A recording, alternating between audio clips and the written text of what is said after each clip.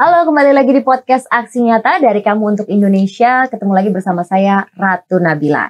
Sebelum kita mulai, saya mau ngasih salam khas podcast ini dulu, yaitu salam khas dari Kamu Untuk Indonesia. Ya, tidak lupa juga saya mau ngingetin kalau podcast Aksi Nyata dari Kamu Untuk Indonesia ini hadir di beberapa platform, yaitu di Instagram, Facebook, Twitter, YouTube Partai Perindo, @partai-perindo, juga ada di RCTI Plus, Okezone, Sindo News, inews.id, dan website Partai Perindo.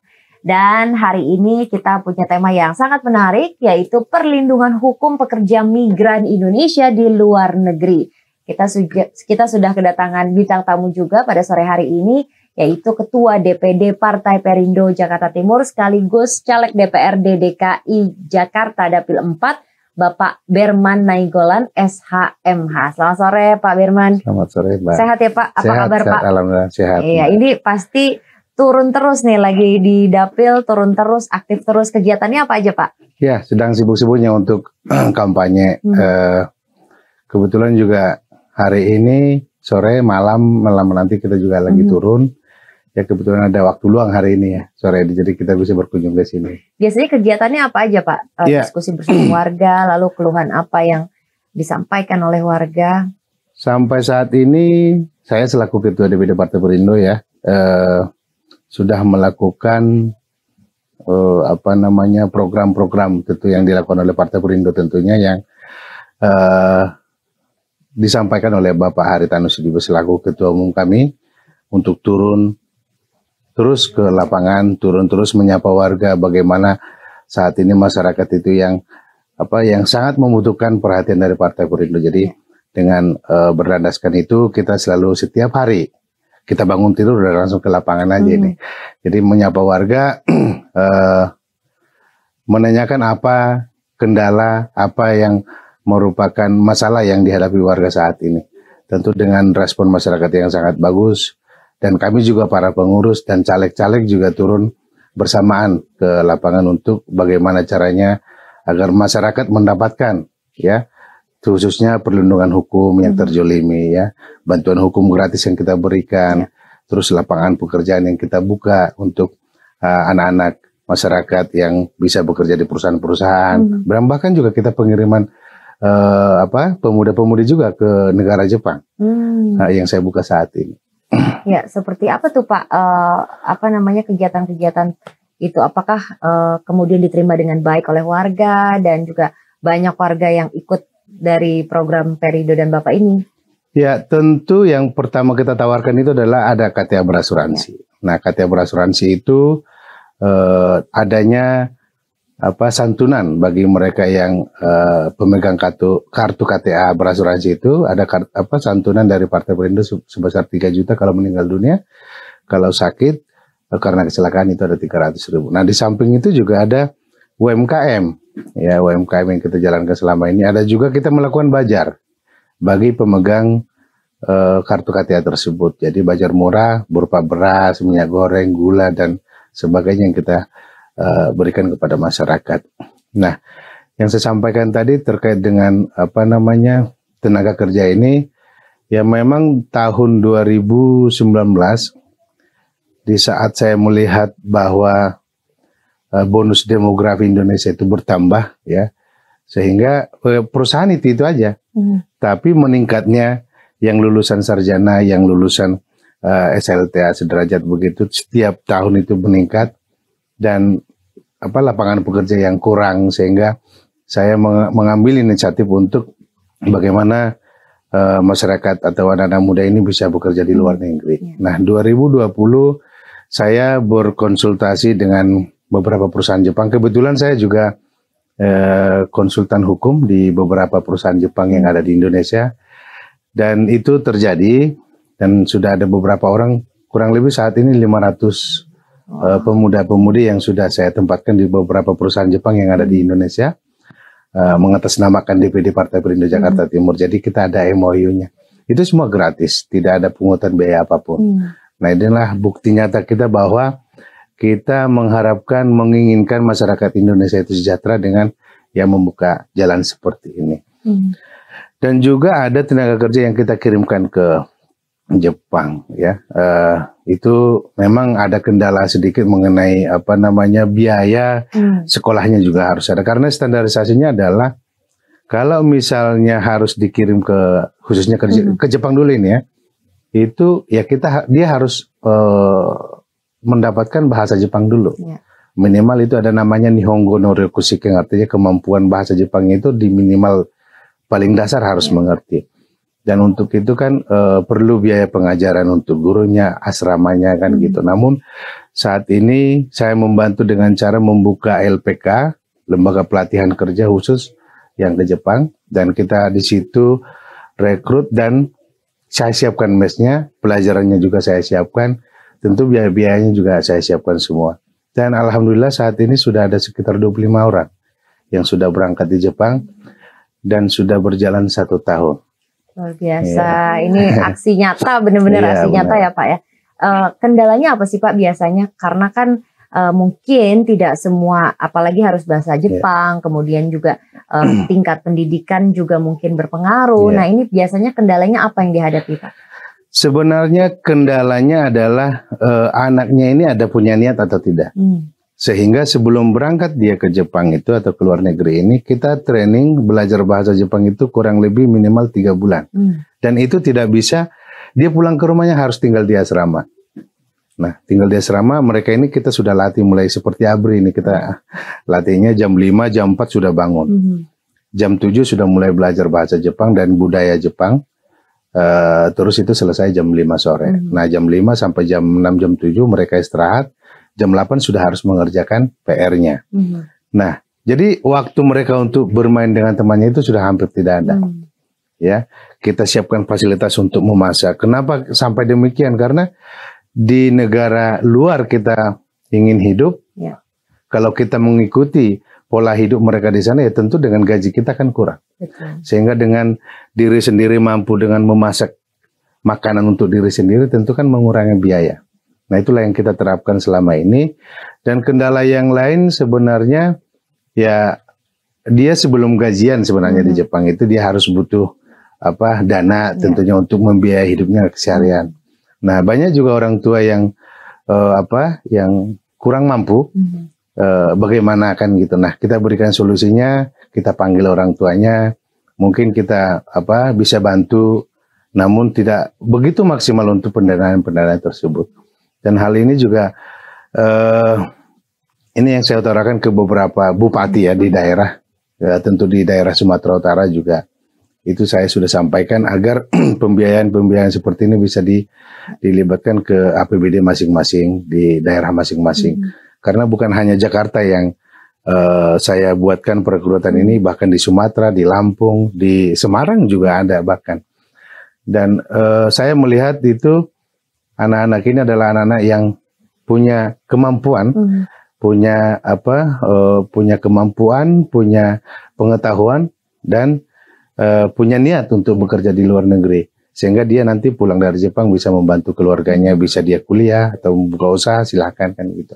Baik, luar biasa sekali ya. Tapi di luar mungkin mereka ini mendapat pekerjaan yang lebih layak, kemudian juga mendapatkan ilmu-ilmu yang lebih banyak. Tapi kan kita tidak bisa pungkiri Pak, bahwa beberapa tahun terakhir ini ada ratusan pekerja migran kemudian yang menjadi korban dari perdagangan orang, ataupun di sana tidak sejahtera. Nah, ini bagaimana nih Bapak, memilih itu kan juga harus dilihat di screening sangat ketat sekali begitu ya Pak. Dari mulai pemberangkatannya, kemudian siapa yang nanti di sana akan menerima. Semua sistemnya ini seperti apa Bapak menanganinya? Baik, saya sebenarnya sudah hampir 12 tahun di Jepang. Dan sampai saat ini juga sebenarnya setiap bulan saya harus lapor atau report ke Jepang, karena beberapa perusahaan Jepang ini kan harus kita laporan setiap bulannya. Dan memang setiap bulan saya harus ke Jepang. Kebetulan bulan Januari, bulan Februari saya tidak bisa karena masa kampanye ini. Nah, benar yang disampaikan Mbak tadi bahwa memang dalam akhir-akhir ini banyaknya perdagangan manusia lah dikatakan. Dan itu juga menurut pengamatan saya itu bahwa agennya yang bermasalah, yang hanya memikirkan keuntungan atau meraup keuntungan untuk diri sendiri. Dan yang paling fatalnya lagi, ada beberapa oknum, ya, oknum yang saya sampaikan ini terkait di instansi yang terkait memberikan hal-hal seperti itu yang sudah memang tidak pantas tapi dipantaskan, diloloskan gitu kan. Nah, program yang saya buat ini tentu ini sudah mulai tahun 2019 kemarin. Dan untuk khusus yang ke Jepang ini, kita ada MOU dulu dengan perusahaan Jepang, di perusahaan Jepang. Nah, setelah ada MOU, itulah yang kita kirimkan MOU ini ke Kementerian Ketenagakerjaan untuk dibuatkan izin kita. Dan membuat izin ini juga tidak serta-merta kita sudah ada MOU terus izin, tidak. Pihak kementerian juga harus benar-benar melihat perusahaan itu. Nah, seperti LPK yang saya sampaikan ini, baru dapat izin itu di 2022, bulan Mei. 2 tahun ya prosesnya. Iya. 2022 bulan Mei baru dapat izin. Dan setelah ada izin itu, sehingga kita bisa mengirimkan tenaga kerja ke Jepang khususnya. Dan di sana juga, ketika mereka sudah berangkat di Jepang, itu tidak langsung masuk ke perusahaan. Itu masih pelatihan dulu 1 bulan lagi. Nah, ini adalah dikontrol oleh asosiasi pengusaha Jepang yang dibentuk dengan asosiasi namanya. Kalau namanya itu Kumiai lah namanya. Itu dibentuk, diawasi selama 1 bulan. Dan mereka ini dilihat oleh pihak imigrasi juga ketat. Kalau ke Jepang itu sangat ketat sekali. Dilihat, kamu di perusahaan mana, kamu di perusahaan mana. Setiap 3 bulan ini dikontrol oleh negara. Yang itu asosiasi tersebut. Nah, asosiasi ini yang kontrol mereka ini adalah kepada perusahaan, kepada tenaga kerja yang kita kirim, dan bentuknya laporan kepada kita sebagai pengirim. Dan kita juga melaporkan kepada kementerian bahwa anak tersebut sehat dan masih bekerja saat ini. Setiap bulan kita harus report. Tidak bisa lepas dari situ. Nah, banyaknya ilegal itu saat ini kan karena iming-iming dari agen lah atau oknum tertentu yang mengatakan gajinya besar dengan biaya yang minim gitu kan. Tetapi sampai di negara tujuan mungkin menjadi masalah besar karena apa yang disampaikan di awal tidak sesuai dengan apa yang menjadi kenyataan di negara di luar tentu. Nah, kalau kita sudah jelas, di saat misalkan perusahaan konstruksi misalkan membutuhkan tenaga dari Indonesia, kita prepare dulu nih kepada orang-orang yang mau. Ini perusahaannya konstruksi, pekerjanya nanti untuk konstruksi. Jam kerja jam 8 sampai jam 5. Kalau ada lembur dibayarkan contohnya. Perumahan ditanggung contohnya. Apakah saudara mau? Kalau tidak, kan ada teman-teman ini juga pekerja-pekerja ini saya maunya di industri, saya maunya di perusahaan makanan biar lebih banyak gajinya kan gitu. Saya maunya jadi perawat gitu. Ada juga seperti itu dan itu kita tawarkan. Ya, dan ada juga yang mengatakan saya mau kerja apapun bisa, mau asalkan saya bisa bekerja di negara Jepang. Nah, hal-hal ini yang kita sampaikan setelah itu. Oke, ini orang tuanya kita panggil semua. Kita panggil, kita sampaikan. Program ini seperti ini, gaji yang diterima seperti ini, tidak ada pemotongan apapun. Ini 0 rupiah. Nah, jadi yang kita inginkan adalah bagaimana anak-anak ini nanti selama bekerja maksimal minimal 3 tahun, maksimal 5 tahun ini bekerja, pulang ke Indonesia, sudah membawa dana dan bisa membangun dirinya sendiri, bantu keluarga atau misalkan mau sekolah, mau kuliah, mau buka usaha silakan. Nah, jadi meningkatkan ekonomi keluarga juga begitu ya Pak ya. Benar. Nah, menurut Bapak nih apa sih kemudian yang menyebabkan banyak masyarakat atau orang-orang yang juga tergiur begitu dengan mungkin gaji tinggi atau apa dan tidak mengecek lagi latar belakangnya seperti apa? Harus seperti apa Pak kalau memang ada program-program seperti ini? Ya, langkahnya sebenarnya gampang saja sih. Jadi tujuan ke negara lain itu apa? Nah, misalkan bekerja. Nah, tentu si agen atau misalkan satu LP lembaga tertentu yang ada di Indonesia itu harus memiliki izin resmi dari pemerintah Indonesia. Ini izin dulu. Agar kalau izinnya sudah tidak ada, tentu tidak terkontrol, tentu tidak bisa apa yang diharapkan oleh si pekerja tersebut sama dengan yang ditawarkan tadi. Nah, hal ini juga pemerintah juga harus hadir. Harus hadir melihat perkembangan tenaga kerja Indonesia ini. Jadi tidak hanya di dalam negeri, tapi di luar negeri juga. Nah, berapa dalam 1 tahun, contohnya LPK yang saya kirim, 1 tahun berapa orang yang sudah dikirim? Bagaimana dari yang dikirim ini hasilnya? Apakah sudah ada pulang ataukah masih sehatkah? Ini harus ada di report kepada kementerian. Dan kementerian juga harus melihat secara berjenjang bagaimana kepastian mereka bekerja di luar negeri ini. Dan harapan saya juga sih sebenarnya pemerintah harus tepat sasaran ini, karena banyak izin-izin yang palsu. Banyak satu lembaga penerima atau pengirim tenaga kerja ini yang tidak memiliki izin. Ini yang harus dibasmi sebenarnya. Menurut Bapak, pemerintah saat ini sudah cukup ketat belum atau sudah cukup baik belum dalam mengatasi masalah ini?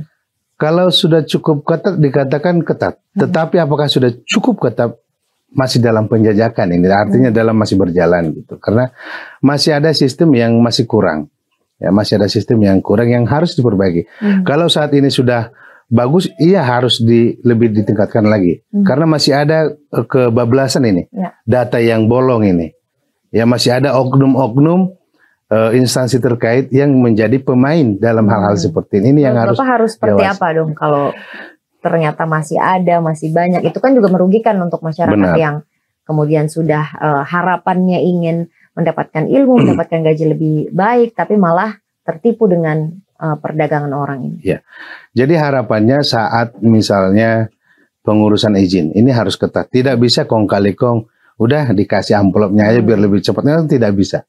Harus benar A sampai Z, persyaratannya A sampai Z, tidak bisa dipotong, tidak ada B-nya, nggak apa-apa gitu. Jadi harus ada 10 ya 10. Tidak ada ya ulang gitu loh. Sampai dia bisa, perusahaan itu bisa untuk dinyatakan oleh kementerian itu bahwa sehat dan bisa mengirimkan, nah baru keluar izinnya. Di luar itu berarti dianggap ilegal. Nah, ilegal ini tentu harus menjadi pandangan pemerintah yang paling utama.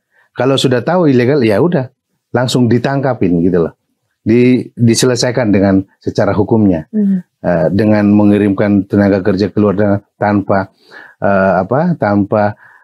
visa yang jelas, paspor yang jelas, yang semua yang palsu semua itu udah merupakan. Namun demikian orang-orang yang bekerja juga harus lebih mengerti bahwa kalau dia misalkan ditawarkan paspor dengan bukan namanya diri sendiri, ada juga demikian begitu, tapi mau-mau aja gitu loh. Nah, ini juga masalah juga sebenarnya. Nah, ini pemerintah harus bisa ada seperti itu ya Pak? Ada juga. Paspor tapi paspor itu bukan dirinya sendiri. Bukan dirinya sendiri, fotonya tapi bukan namanya. Nah, ini yang namanya paspor palsu ini kan. Motif seperti itu ada. Ya, Pak? Nah, tapi biasanya ini kan bukan lewat penerbangan. Ya. Ya. Kalau ke luar negeri bukan lewat penerbangan, mungkin lewat laut atau apa segala macam yang mereka ini kan sudah menjamur lah, sudah mapan di dalam keahlian seperti itu. Nah, ini tentu yang harus segera dibasmi oleh pemerintah saat ini. Baik, ini apa suka duka Bapak dalam menjalani ini Pak? Apakah ini adalah sesuatu yang memang perlu ditingkatkan gitu? Karena kan ini juga memperbaiki sumber daya manusia Indonesia, kemudian juga memperbaiki ekonomi gitu. Seperti apa? Ya, kalau saya pribadi untuk kebanyakan sukanya. Ya, kebanyakan sukanya karena saya melakukan sosial ini juga bukan untuk diri saya sendiri kan gitu, untuk kepentingan masyarakat umum, tentu masyarakat Indonesia tentunya.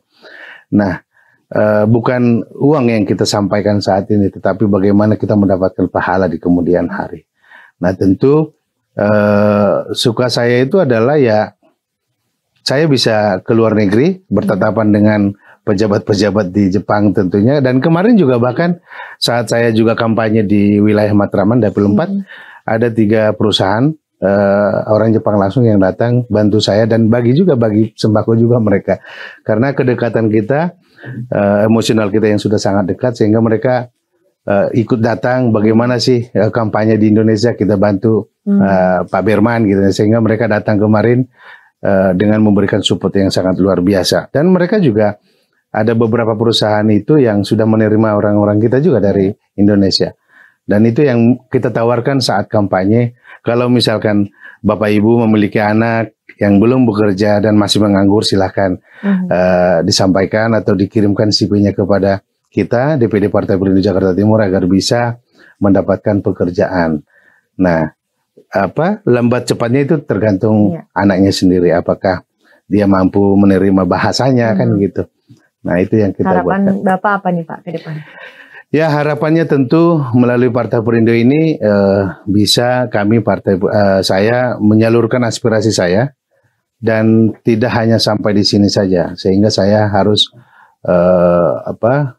mencalekkan saat ini ya. Kegunaannya adalah bagaimana caranya pemuda-pemuda ini, pemuda-pemudi Indonesia ini, khususnya DKI Jakarta ini bisa bekerja, bisa mendapatkan pekerjaan hidup yang layak untuk bekerja di perusahaan Jepang yang saya buatkan saat ini atau di luar negeri saat ini.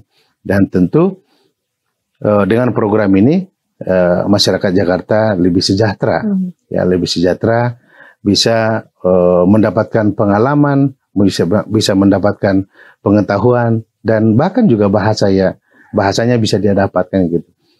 Nah, saya pengalaman 12 tahun di Jepang, ya tentu dengan bahasa Jepang yang saya gunakan juga saat ini memang sudah pasif ya, tapi saya juga masih kuliah bahasa Jepang saat ini untuk menambah ilmu juga. Jadi orang tua juga kuliah juga nggak apa-apa, masih nggak masalah. Gitu. Baik, luar biasa. Terakhir Pak, kasih tips untuk Sobat Aksi Nyata yang sedang menonton podcast ini. Ya, saya Berman Nainggolan sebagai caleg Partai Perindo Dapil 4 Jakarta Timur.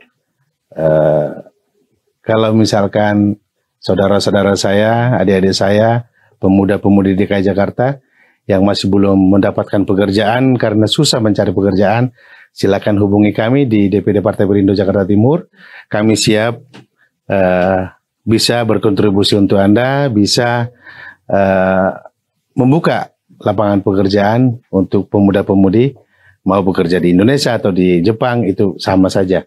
Tapi ada kemauan dan niat, nah itu yang paling utama yang kami inginkan, agar masyarakat, tentu pemuda-pemudi Jakarta bisa sejahtera dan tidak banyak lagi malamnya keluyuran ya, narkoba kan, terus begal-begalan, ya tidak ada lagi hal-hal seperti itu. Mari Indonesia maju, kita harus mendapatkan Indonesia emas di 2045 seperti tujuan dari Bapak Ganjar Pranowo dan Mahmud Amin. Luar biasa, terima kasih Pak. Ini juga sangat berkaitan sekali ya dengan kampanye aksi nyata dari Kamu Untuk Indonesia yang movementnya ini dijalankan oleh Partai Perindo, yaitu bagaimana menjadi produktif, solutif, modern, bersih, berintegritas, peduli, dan juga turun tangan langsung untuk Indonesia sejahtera. Dan untuk kalian yang ingin mendaftar sebagai anggota Partai Perindo bisa mengunjungi website www.partaiperindo.com. Jangan lupa juga download aplikasi Partai Perindo di App Store atau di Play Store Anda. Baik, terima kasih banyak pemikiran dan sharingnya Pak. Luar biasa sekali, sangat menginspirasi. Dan juga ini pastinya yang dengar banyak mungkin yang akan mendaftar nih Pak. Bagaimana tidak apa-apa. Bisa bekerja di luar negeri. Dan terima kasih juga untuk Partai Perindo yang selalu bergerak dengan aksi nyata. Semoga Partai Perindo ini semakin sukses dan maju terus untuk Indonesia sejahtera. Salam aksi nyata dari Kamu Untuk Indonesia. Sampai jumpa di podcast episode selanjutnya. Marilah seluruh rakyat Indonesia, arahkan pandanganmu ke depan. Raihlah mimpimu bagi nusa bangsa, satukan tekad untuk masa depan. Pantang menyerah, itulah pedomanmu. Hentaskan kemiskinan cita-citamu, rintangan tak menggentarkan dirimu. Indonesia maju, sejahtera tujuanmu, nyalakan api semangat perjuangan. Dengungkan gema, nyatakan persatuan.